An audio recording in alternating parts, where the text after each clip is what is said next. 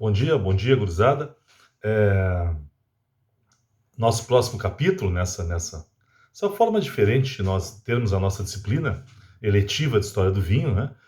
Essa forma à distância, através de vídeos gravados e colocação dentro do espaço do nosso KVG, continua, né?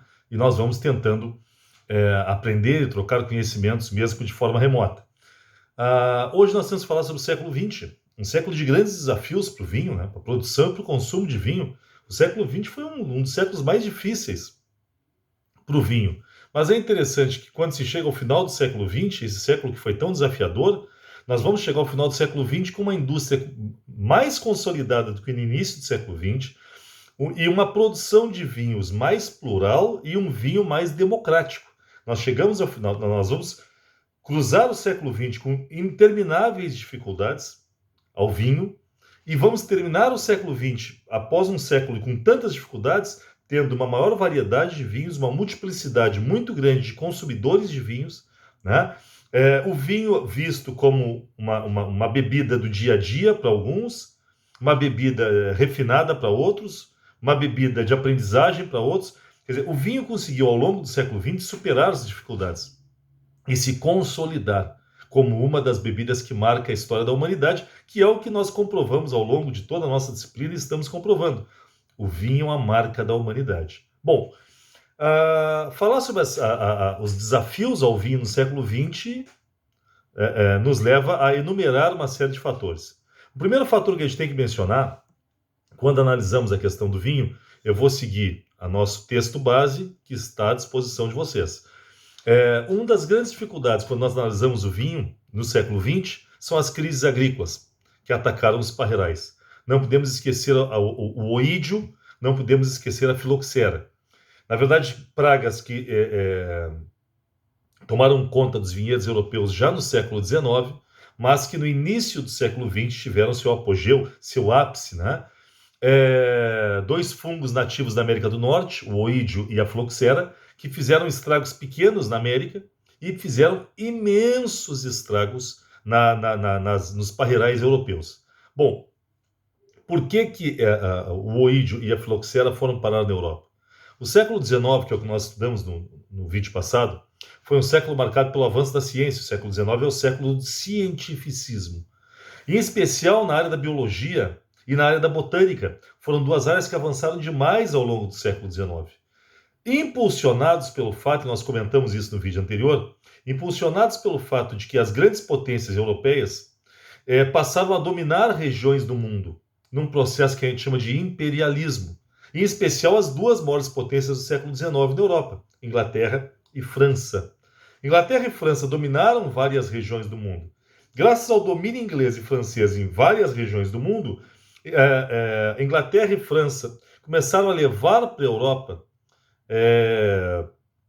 plantas, sementes, amostras de solo, amostras de minérios do novo mundo e das colônias que eles estavam conquistando. E começaram a estudar nos seus laboratórios a riqueza da flora e dos minerais das terras conquistadas. Com isso, por exemplo, vinhas americanas começaram a ser levadas para a Europa para serem estudadas no século XIX. E algumas das vinhas que foram levadas para a Europa foram contaminadas pelo oídio e pela filoxera, que se espalharam muito rapidamente pela Europa e que encontraram uma uva que não tinha uma proteção natural para essas pragas. Né? A bem da verdade, ninguém tinha proteção contra o oídio e contra a filoxera, porque na América não havia grandes estudos sobre essas pragas, porque aqui elas não causavam grandes problemas. Né? Na Europa, sim, é que nós vamos ter o horror causado pelo oídio e pela filoxera. Principalmente a filoxera. Né? O primeiro relato que nós vamos ter na Europa sobre o problema da filoxera vai ser em 1863, então século XIX ainda, né? E a filoxera ela vai começar pela Inglaterra, principalmente pela Inglaterra. Inglaterra e França, países muito próximos comercialmente e territorialmente. Rapidamente a filoxera chega na França.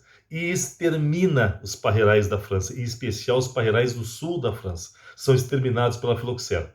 Logo depois, a filoxera também vai chegar à Espanha, a Portugal, à Itália, à Grécia, à Áustria e ao próprio Estados Unidos. O próprio berço, vamos dizer assim, da filoxera vai ser afetado por esses pulgões, né? Já que a Califórnia, por exemplo, vai ter seríssimos problemas com a filoxera. O motivo disso, vamos dizer, muitas bases de parreirais, muitas mudas dos parreirais europeus foram levadas para a Califórnia, conforme a Califórnia começou a se demonstrar um excelente lugar para o cultivo do vinho. Resultado, na Califórnia nós tínhamos em várias regiões as mudas ou os parreirais feitos a partir de mudas europeias. Então a filoxera extermina também na Califórnia essas regiões. Embora ainda exista uma discussão se a filoxera ela atacou principalmente as mudas, os parreirais feitos de mudas de uvas europeias, ou se atacaram a própria muda Concorde, né, da uva Concorde da própria região da América. Então, não se sabe muito bem onde é que a filoxera começa, como é que ela se espalha. O fato é que ela chega na Europa, extermina os parreirais europeus, em especial os franceses, e volta para a América e começa a atacar os parreirais da Califórnia. Não é só na Califórnia, nós temos, graças à filoxera, o fim de uma das grandes regiões produtoras de vinho antes do século XIX. Graças à filoxera, o Peru deixa de ser um referencial na produção de vinhos. A filoxera extermina a viticultura peruana, que começou a ser retomada só agora, a partir dos anos 70, né? Metade dos anos 70, quase anos 80, é que se voltou a produzir vinhos no Peru, tentando retomar a história da produção do vinho peruano. Mas, de qualquer forma, ainda é um processo novo, tanto que quando nós falamos em vinho da América, nós não citamos o Peru ainda, né? Embora exista todo um estudo e toda uma busca de que o Peru volte a ser um referencial na produção de vinhos. Bom, quanto ao Chile, o Chile vai escapar da filoxera, né? E isso vai ser muito bom para o Chile, porque enquanto no mundo inteiro os vinhos finos estavam em crise pela filoxera, o Chile, como não é afetado pelos pulgões, a viticultura chilena, como não é afetada, o Chile naturalmente surge como um mercado de reserva, né, que vai conseguir tempo para se desenvolver e para juntar tecnologias, né, que estão na Europa, que estão paradas na Europa, porque a viticultura está em crise. Então o Chile consegue importar tecnologias e inserir na produção do vinho chileno, né? E o Chile começa a se tornar um grande referencial, além da Califórnia, né, na nossa América. Hoje, basicamente, nós temos 3 grandes referenciais quando se fala em vinho americano. É a Califórnia, a região de Mendoza, na Argentina, e o Chile, principalmente Vale Central, né? Embora outras regiões do Chile também se destaquem. O vinho brasileiro e o vinho uruguaio, eles estão ainda numa fase de comprovação internacional da sua qualidade. Para nós que moramos aqui, nós já sabemos da qualidade, tanto do vinho brasileiro quanto do vinho uruguaio. Mas, por exemplo, no velho mundo, na Europa, quando se fala de América, fala-se do vinho da Califórnia, fala-se do vinho da Argentina e fala-se do vinho chileno. O Chile, com esse grande impulso da crise internacional da filoxera, e o Chile não passando por isso e conseguindo com isso tecnologias e investimentos do velho mundo no Chile, né? Bom, quanto à produção francesa, ela foi a mais afetada, né? A produção francesa caiu quase a metade em 30 anos, isso ainda no século XIX, né? E quando nós chegamos ao início do século XX, a França tentava combater a filoxera, que se espalhava de forma colossal dentro do país. Para piorar o que já estava ruim, além da França estar enfrentando o oídio e a filoxera, a França ainda tinha um outro problema. O século XIX foi marcado por muitas guerras na França. A França se envolveu em guerras internacionais e em conflitos nacionais. Quando a gente fala de França, a gente pensa sempre na Revolução Francesa. Na verdade, a Revolução Francesa, que foi no século XVIII, a Revolução Francesa foi de 1789 a 1799. A Revolução Francesa não foi a única revolução que a França enfrentou. A França teve uma revolução em 1820, outra em 1830, outra em 1848 e outra em 1871. Ao longo do século XX, a França teve pelo menos 4 grandes revoluções. Além de 4 grandes revoluções, a França, de 1799 a 1815, viveu em guerras sob o comando de Napoleão Bonaparte, de 1799 até 1815. E depois a França volta a se envolver em guerras de 1850 a 1870, porque a França dominava territórios na atual Itália e a França dominava territórios na atual Alemanha, que não eram Itália e não eram Alemanha, porque não existia Itália e não existia Alemanha. Em 1870 surge a Itália unificada, né? Graças a um reino chamado de Piemonte-Sardenha, liderado pelo rei Vítor Emanuel II. Né? Vítor Emanuel II unifica a Itália com a ajuda do Giuseppe Garibaldi, o nosso líder da Revolução Farroupilha aqui, né? O Ítalo gaúcho, podemos dizer assim, apesar de não ser gaúcho, ele terminou participando da maior revolução da história do nosso estado. Mas o fato é que, graças a Giuseppe Garibaldi, graças a Vítor Emanuel II, graças ao ministro Cavour, né, a Itália se unifica. Aliás, o conde Cavour, inclusive, um grande viticultor e um grande defensor da unificação da Itália, para que o vinho produzido no norte da Itália pudesse ser vendido na Itália inteira. Um dos objetivos do Cavour, quando defendeu a unificação italiana, era gerar um mercado interno para a produção do vinho, já que a Itália, antes do século XIX, antes de 1870, a Itália era dividida em vários reinos e várias repúblicas. Então, a unificação da Itália também passa pelo vinho e pelo desejo do ministro da unificação, defensor da unificação, de que o vinho pudesse circular dentro de toda a bota italiana. A Itália vira país em 1870, lutando uma das guerras para a Itália virar país contra a França. Então, a França está em guerra mais uma vez. Quanto à Alemanha, a Alemanha virou país ainda mais atrasado. A Alemanha só virou um país unificado em 1871, graças a um reino que liderou a unificação da Alemanha, o reino da Prússia, liderada pelo rei Guilherme I, com o auxílio do ministro Otto von Bismarck. A Alemanha se unifica em 1871. Contra quem a Alemanha lutou sua guerra derradeira? Contra a França. Então a França ela cruza o século XIX e o início do século XX sempre em guerra. Então a França, além de estar enfrentando o oídio e a filoxera, a França estava enfrentando revoluções internas e guerras externas. E tudo isso desestabilizou a produção do vinho francês, a produção e o consumo do vinho francês. O que terminou abrindo espaço para mercados que não tinham o nome do mercado produtor de vinho francês, mas que eram mercados que estavam ali. Mercado espanhol, mercado português, quer dizer, o mercado grego. Então, Espanha, Portugal, Grécia, a própria Itália, são mercados que vão se estruturar para abastecer a Europa frente ao fato de que a França está sempre em guerra, está sempre em conflitos, e a França está sempre enfrentando problemas internos. Os problemas internos da França do século XIX acabaram abrindo espaço para outros mercados, produtores e consumidores também. Bom, temos que destacar ainda a dificuldade que foi para os europeus aceitarem combater a filoxera. Afinal de contas, qual foi a solução achada para combater a filoxera? Levar para a Europa como é que a gente vai colocar isso? Os enxertos de raízes americanas. Quer dizer, como a filoxera ataca a raiz dos parreirais, leva a base, leva as raízes americanas, as quais consegue resistir à filoxera e faz um enxerto com o resto do parreiral europeu. Havia um grande medo dos produtores de vinho. Qual era o medo? De que a qualidade do vinho europeu fosse contaminado pela falta de qualidade do vinho americano. Então, houve muita resistência para que se aceitasse o enxerto com a base, as raízes americanas. Além disso, levar raízes americanas para fazer o enxerto nos parreirais europeus gerava muito custo e, claro, gerava uma interrupção na produção desses parreirais. Por isso houve muita resistência dos europeus no século XX, início do século XX, a combaterem a filoxera. Além disso, tem um outro fator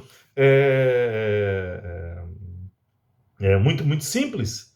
Tu vai combater a doença levando a doença? Quer dizer, é difícil colocar na cabeça dos produtores de vinho europeus que para combater a filoxera eles teriam que levar raízes americanas que geraram a filoxera. Por tudo isso se demorou muito, o que fez a filoxera se espalhar pelo continente europeu na metade do século XIX, segunda metade do século XIX, até 1930, mais ou menos, né? Quando se consegue efetivamente combater a filoxera. Terminou que essa crise da filoxera acabou gerando alguns benefícios na Europa. Um dos benefícios que houve na Europa foi a substituição das vinhas mais antigas por novas vinhas, por novas mudas, o que fez com que o vinho europeu ganhasse, o vinho fino europeu ganhasse produtividade, as parreirais, as vinhas europeias ganhassem produtividade e qualidade no produto.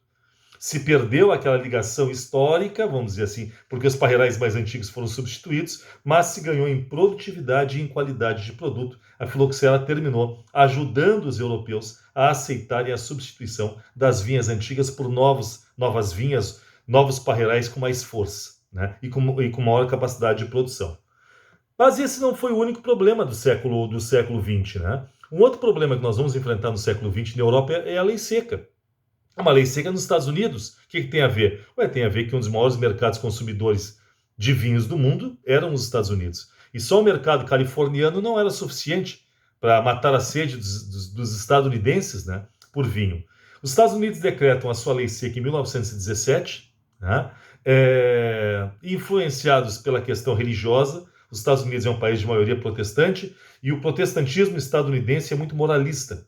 Se vocês olharem filmes sobre os Estados Unidos, por exemplo, a cultura dos Estados Unidos, existe, principalmente nas cidades do interior dos Estados Unidos, uma cultura muito conservadora, né? Uma cultura de muita restrição dos prazeres, pela associação do prazer a algo demoníaco, né? Até porque dentro da ética protestante, quanto mais rico a pessoa for, mais próxima ela está do reino de Deus. Isso é uma das bases do calvinismo, que é uma das principais bases protestantes dos Estados Unidos. Por isso, para os calvinistas, existem duas formas do homem se aproximar de Deus: a fé e o trabalho. Portanto, os vícios, e um dos vícios é a bebida alcoólica, eles afastam o homem do trabalho. Ao afastar o homem do trabalho, a bebida afasta o homem de Deus, porque ao se afastar do trabalho, os homens ganham menos. E com isso,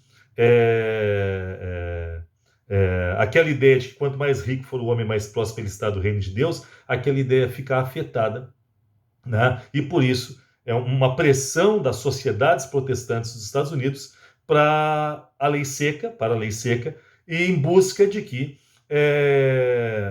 os homens pudessem se voltar para a oração e para o trabalho, e não para os vícios. Uma ideia protestante muito forte nos Estados Unidos até hoje, repito, principalmente em cidades pequenas do interior. Bom, fato é que, graças a essa lei seca, que foi aprovada nos Estados Unidos com a 18ª emenda constitucional, né, foi ratificada em 1920 depois, houve uma gigantesca crise na produção do vinho californiano, uma gigantesca crise. Tentou-se substituir a produção do vinho californiano por algumas outras coisas, por exemplo, a produção de uvas passas, a produção de cidras sem álcool e a produção de sucos.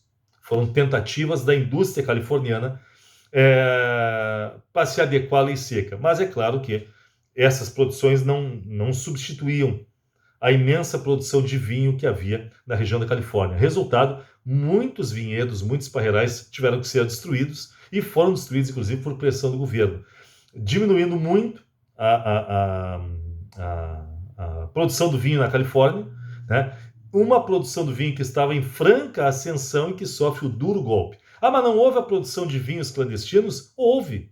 E ela foi muito atuante. Só que não dá para comparar a produção ilegal de vinho com a produção legal de vinho que se tinha antes. Os Estados Unidos vai demorar muito tempo a se refazer dos efeitos da lei seca, né? Acabou sendo anulada a lei seca porque ela gerou mais malefícios do que benefícios, já que tudo que é ilegal ganha glamour, né? E quando as bebidas alcoólicas passaram a ser produzidas, passou a haver um interesse ainda maior dos cidadãos estadunidenses para consumir bebidas alcoólicas. E aí nós temos o crescimento das máfias italianas, principalmente italianas, mas italianas e irlandesas, que vão disputar as rotas de produção e comercialização de bebidas alcoólicas ilegais. É aí que entra Al Capone, é aí que entra Luca Luciano, é aí que entra o panorama de cinema, o cinema que mostra as máfias, né? Em especial, para mim, a maior obra-prima da história do cinema. Para mim, nenhum filme se compara a Poderoso Chefão, né? E podem pegar qualquer um dos três, o 1, 2 e o 3. Para mim, são três obras-primas.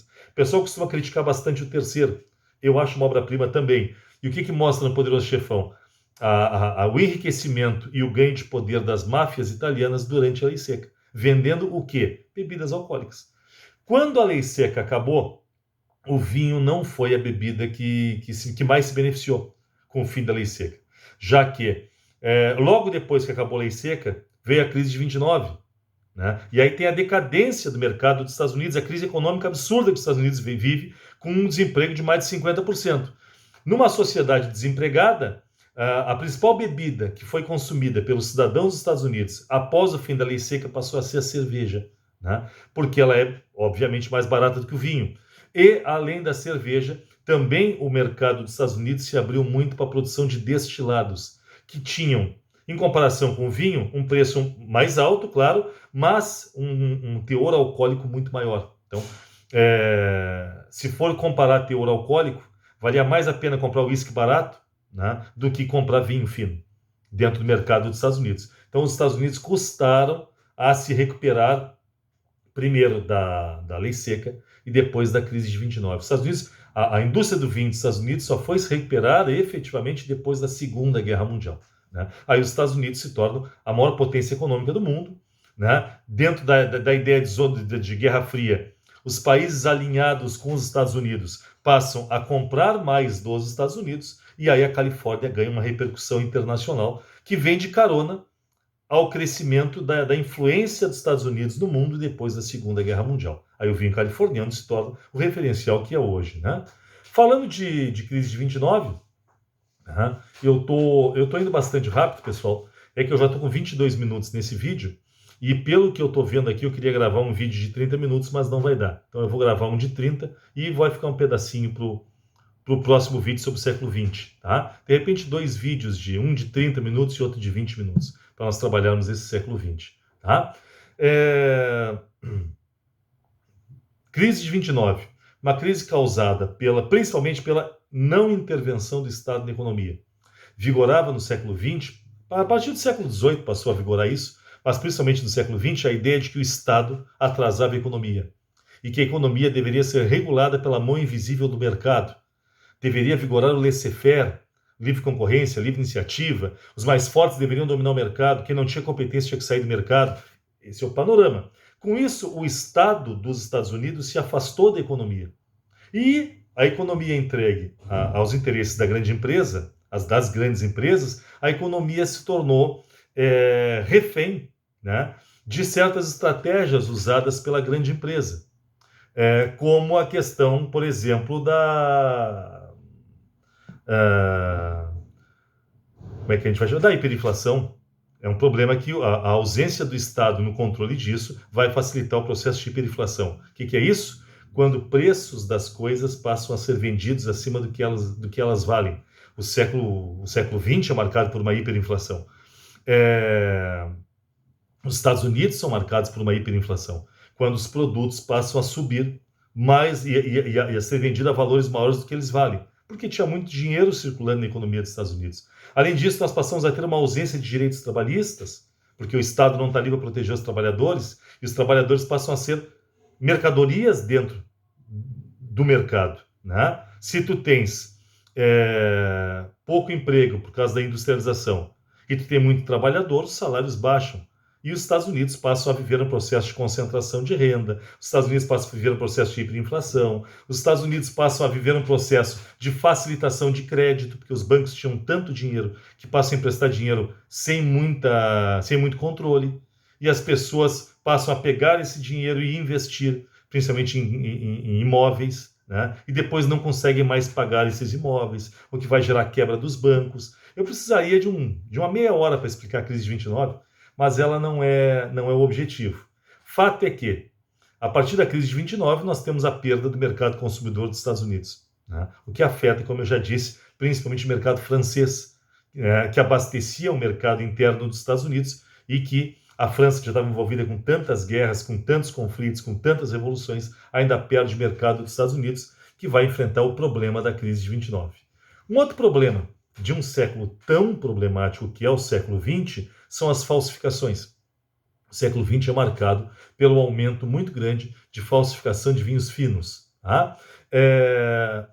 Principalmente porque a partir da crise gerada pelo OID, pela filoxera, com a diminuição da produção do vinho na Europa, as principais produtoras de vinho passaram a disfarçar a sua perda de capacidade produtiva de vinho, né, misturando vinhos finos europeus com vinhos de menor qualidade vindos das suas colônias. Então, por exemplo, o vinho francês passa a ser misturado a vinho argelino, né, ou a vinho sul-africano, né,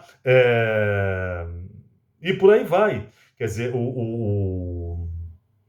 as principais regiões produtoras de vinho da Europa, a região de Bordeaux, por exemplo, a região de Borgonha, elas passam a misturar o seu vinho com vinhos de menor qualidade vindos do Novo Mundo, o Novíssimo Mundo, no caso da Austrália, né? E etiquetar como se fosse o vinho todo tirado daquela região produtora. É um problema que nós vamos ter no século XX e que faz com que, durante muito tempo, se tenha uma desconfiança sobre os vinhos finos. Tá? Além disso, aliás, isso gerou, ao final, um aspecto positivo.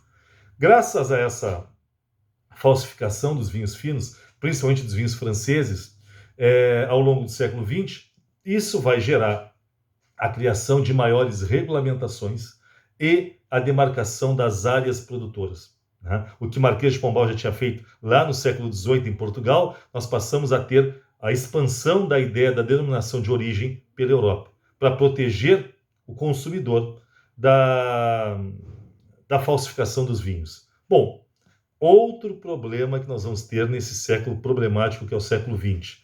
O vinho perde duas funções. O vinho deixa de ser considerado um analgésico, já que é um curativo, um remédio, né? Já que no século XX o analgésico é descoberto, né? E distribuído. Né? No século XX nós temos doenças para tratamento de enxaqueca, para tratamento de dor de cabeça, para tratamento de problemas vasculares, cardiovasculares, nós temos remédios para tratamento de doenças cardiovasculares, e o vinho ele passa a ser considerado, como é hoje, bom para a saúde, mas dificilmente, quando nós vamos ao médico, os médicos vão aconselhar que a gente consuma vinho para se tratar de doenças. Eles vão optar por remédios, até pela força da indústria farmacêutica, que vai pressionar para que nós tomemos cada vez mais remédios. Né? E com isso o vinho perde um grande mercado, que era a questão medicinal do vinho. Outro mercado que o vinho vai perder é o mercado alimentar. O vinho, ao longo do século XX, ele deixa de ser considerado um remédio. Aliás, um alimento, né? Um alimento líquido, que ele sempre foi considerado. E com isso, passa a haver, por exemplo, uma menor aceitação do consumo do vinho durante as refeições. O que até o século XX era comum se fazer, se tomar vinho durante o trabalho, ou se tomar vinho nas refeições para depois ir trabalhar, isso ao longo do século XX vai sendo diminuído até não ser aceito mais.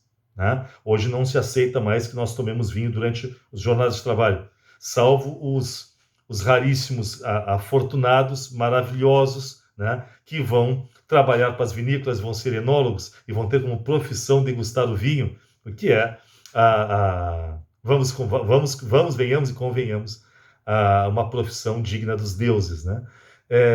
Eu faço uma parte, porque essa aula eu estou passando muita informação muito rápido, né? Eu faço uma parte só para relembrar um episódio da minha vida, e um caso de uma imensa amiga. Antes de passar no IF, eu trabalhava com... Não sei, alguns eu já contei isso. Antes de passar no IF, o William, nosso colega, nosso aluno, sabe dessas histórias. Ele foi meu aluno nesse cursinho. Antes de passar para o IF, eu trabalhei com cursinhos pré-vestibulares, preparatórios para concursos, escolas particulares, né?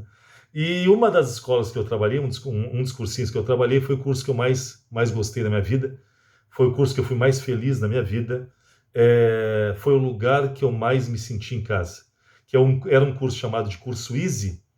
Ele fica na frente do Teorema, ali no centro, perto da Bento Gonçalves. Hoje é uma escolinha infantil, né? O curso Easy. Eu trabalhei mais de 10 anos ali e era um lugar onde eu era extremamente feliz. Foi um dos lugares onde eu fui mais feliz, onde eu trabalhei. Bom, o curso Easy era comandado por uma educadora, a dona do curso Easy, se chamava Lídia, a dona Lídia, né? E a Lídia, ela foi uma das pessoas mais extraordinárias que eu conheci, com uma sensibilidade, com todo um envolvimento com a educação, uma pessoa radicalmente diferente de tudo que eu conheci.